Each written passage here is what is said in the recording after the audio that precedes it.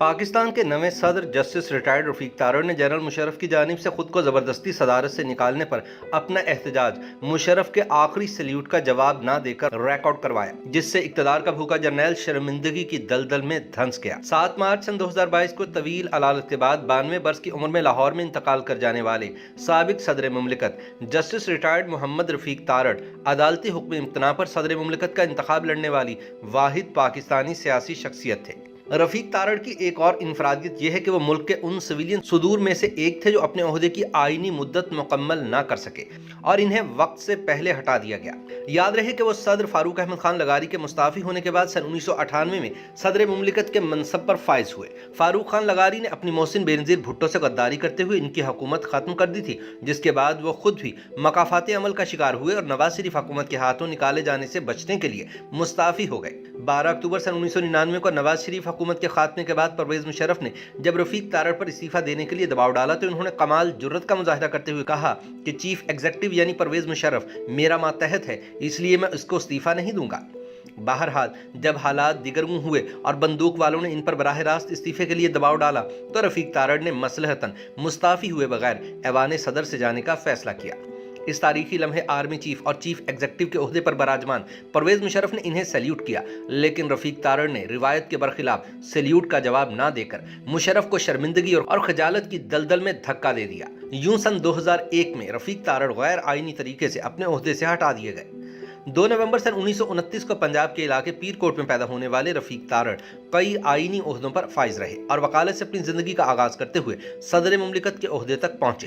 سابق chief justice Pakistan justice Sajjad Ali Shah کے بارے میں ایک متنازع انٹرویو دینے کی وجہ سے رفیق تارڑ کے کاغذات نامزدگی مسترد ہو گئے تھے، تاہم انہوں نے عدالت سے حکم امتناع حاصل کیا اور یوں صدر پاکستان کا انتخاب لڑنے کے لیے اہل ہونے والے واحد صدر مملکت بنے۔ رفیق تارڑ نے قانون کی ڈگری حاصل کرنے کے بعد وکالت شروع کی اور پھر کچھ عرصے بعد ضلعی عدلیہ سے منسلک ہو گئے۔ وہ اپنے سیاسی خیالات کی وجہ سے سابق وزیر اعظم ذوالفقار علی بھٹو کے نقاد بھی رہے۔ سیشن جج کے عہدے سے رفیق تارڑ لاہور ہائی کورٹ کے جج مقرر ہوئے اور پھر اسی ہائی کورٹ کے چیف جسٹس بھی بنے۔ سن 1994 میں وہ 65 برس کے ہونے پر سپریم کورٹ سے ریٹائر ہوئے اور پھر اپنے سیاسی سفر کا آغاز کیا۔ سابق وزیر اعظم نواز شریف کے دوسرے دور حکومت میں پنجاب سے سینیٹر منتخب ہوئے۔ نواز شریف کے اس وقت کے chief justice Pakistan justice Sajjad Ali Shah کے ساتھ تعلقات خراب ہوئے اور تنازع شدت اختیار کر گیا تو سینیٹر رفیق تارڑ نے نواز شریف کا کھل کر ساتھ دیا۔ Chief justice Pakistan justice Sajjad Ali Shah اور وزیر اعظم نواز شریف کے درمیان تنازع کے دوران سپریم کورٹ کوئٹہ رجسٹری میں جسٹسز پر مشتمل بینچ نے اپنے چیف جسٹس کے خلاف ہی فیصلہ دیا۔ اس فیصلے سے جسٹس سجاد علی شاہ کی پوزیشن مزید کمزور ہوئی۔ مختلف حلقوں میں یہ بات گردش کرتی رہی کہ اس فیصلے کے پیچھے سینیٹر رفیق تارڑ کا اہم کردار رہا ہے اور ان کی کوششوں سے یہ فیصلہ آیا۔ جسٹس سجاد علی شاہ کی پوزیشن کمزور ہونے کے بعد اس وقت کے صدر مملکت فاروق خان لغاری جو ان کے ساتھ تھے اپنے عہدے سے مستعفی ہو گئے۔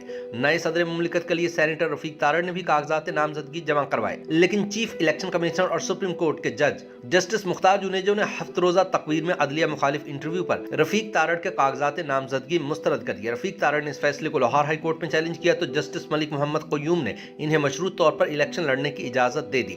بعد ازاں لاہور ہائی کورٹ کے لارجر بینچ نے رفیق تارڑ کی درخواست منظور کر لی اور چیف الیکشن کمشنر کے ان کے کاغذات نامزدگی مسترد کرنے کے فیصلے کو کالعدم قرار دے دیا۔ صدارتی انتخاب میں رفیق تارڑ نے اپنے مد مقابل سابق وزیر دفاع اور پیپلز پارٹی کے رہنما آفتاب شعبان میرانی کو شکست دی اور ملک کے نئے صدر منتخب ہو گئے۔ سابق آرمی چیف جنرل مشرف نے 12 اکتوبر سن 1999 میں نواز شریف کی حکومت ختم کی، لیکن رفیق تارڑ کو عہدے سے نہیں ہٹایا۔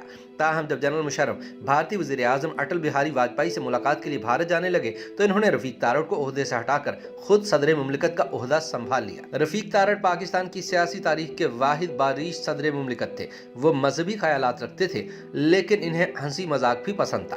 سینیٹر بننے کے بعد انہوں نے ایک مقامی اردو اخبار میں کالم نگاری بھی کی۔ YouTube پر گوگلی نیوز دیکھنے کے لیے youtube.com کی سرچ بار میں googly news T V type کریں۔ گوگلی نیوز کے پیج پر سرخ رنگ کے سبسکرپشن والے بٹن پر کلک کرنا نہ بھولیے۔ YouTube پیج پر اپلوڈ ہونے والی ویڈیوز سے باخبر رہنے کے لیے بیل آئیکن پر کلک کیجیے۔ آپ کو ہر نئی ویڈیو کے بارے میں نوٹیفیکیشن موصول ہو جائے گا۔